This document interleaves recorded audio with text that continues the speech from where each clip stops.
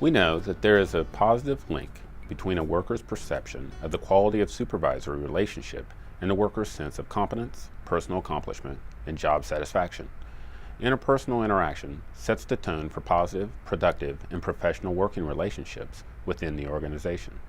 In this clip, we join a supervisor talking with her team about new safety protocols that were implemented several weeks ago.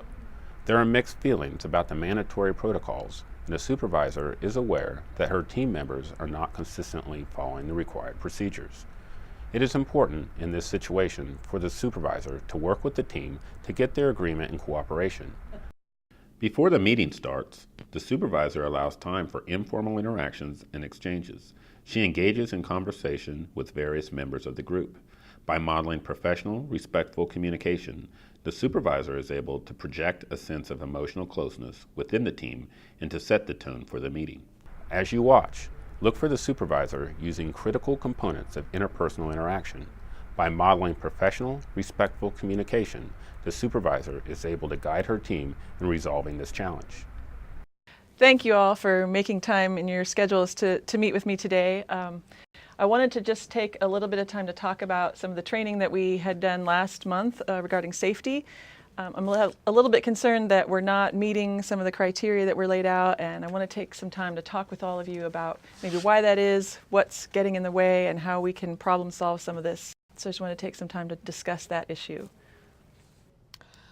Well, I see it as a big problem because we've been doing fine without this policy for the 8 years I've been here, and it just makes scheduling visits with clients more complicated if we have to involve someone else in the scheduling too. Yeah, I think anytime we add something new, a new policy, especially when it's involving another person, it's going to be a little hard to get done. And I'm kind of noticing that's been a struggle for our team. So I want to make sure that we have a chance to talk about why that is. Are there specific barriers that are getting in the way for you all? Well, I'm just kind of looking at my schedule right now, and it's pretty packed. So I guess I'm a little bit worried about having to coordinate schedules with somebody because I just don't know how that would be able to take place. If my schedule's this packed, then I'm sure everybody else's is also. And not only that, but it feels like we're not trusted to go out to these houses and address the concerns that need to be addressed without having another set of eyes on us to oversee if we're doing that correctly. Yeah, I mean, I agree with Lisa. I think none of us have enough time to work this into our schedules, and a lot of us maybe haven't been following it because we feel like someone's going to notice that it's unrealistic. It is unrealistic.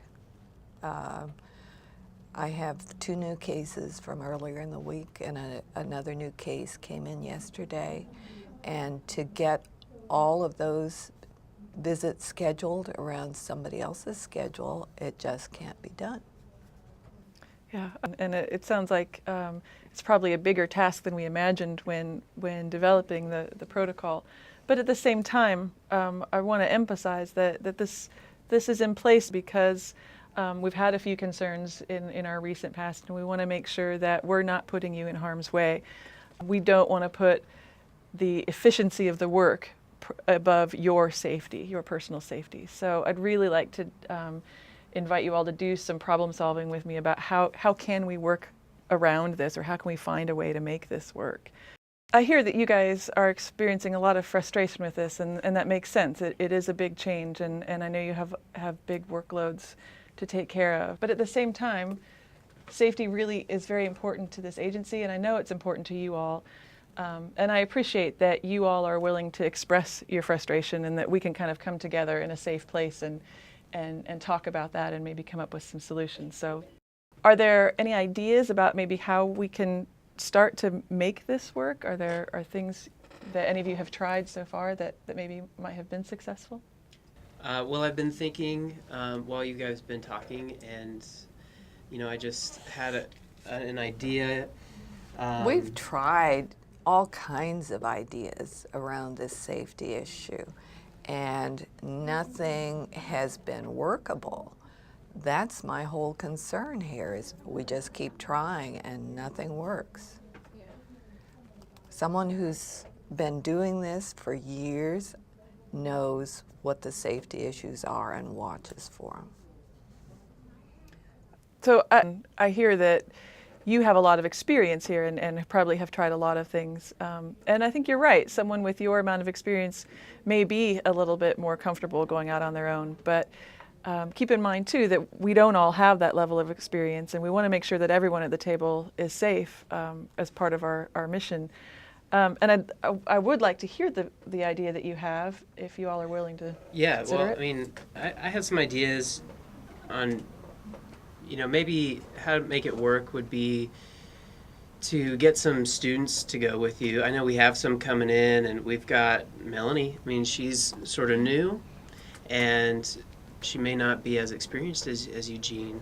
She can help you there with being safe, but also you can help her by kind of modeling the good work and teaching her how to sense what's safe and what's not, for the families and for yourself. I like that idea. And I think after a while I may not need you, but just initially I think it'd be very helpful. That's great. I really appreciate you guys getting in there and trying to think of a good solution. And that sounds like a really good way of kind of having a dual purpose of safety and learning opportunities. Well, and actually, I've been doing it for a little while, but I think I find that you're really good working with clients that struggle with domestic violence, and that's not really my area. So maybe I could even go with you on a couple of visits or something. And So this really could turn into an opportunity for you to share some of that experience and those others of you who have a lot of experience and things to share. And even those of you who may not have been here that long, you're going to have different perspectives and different information and ideas, and we can kind of take this as a time to learn from each other and improve the work that we're doing, as well as being safe. And it's true, we all do bring some different strengths to this work, and I think we can all learn from each other, having other set of eyes, just perspectives, and helping each other out in areas where we might not feel as comfortable.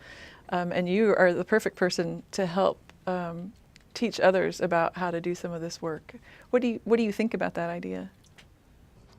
I hear that other people would appreciate being along on visits with more experienced workers, but it still seems like one more difficulty being added to the job that is going to be hard to work around.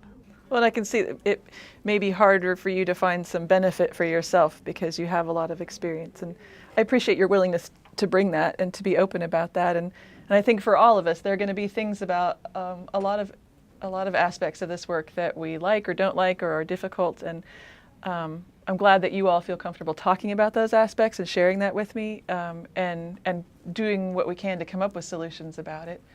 And I think there will be some continued frustrations, and I don't want to pretend that we can sort of eliminate every frustration that's going to come along today, but I do appreciate that you all are part of the conversation, that you're willing to share some of those struggles, and that you're willing to continue talking about it. I think we've got a really good place to start. I think we should probably start with this idea and see how that goes. And when we meet again next week, we'll talk about how it's working and what other kind of barriers maybe we can try to address.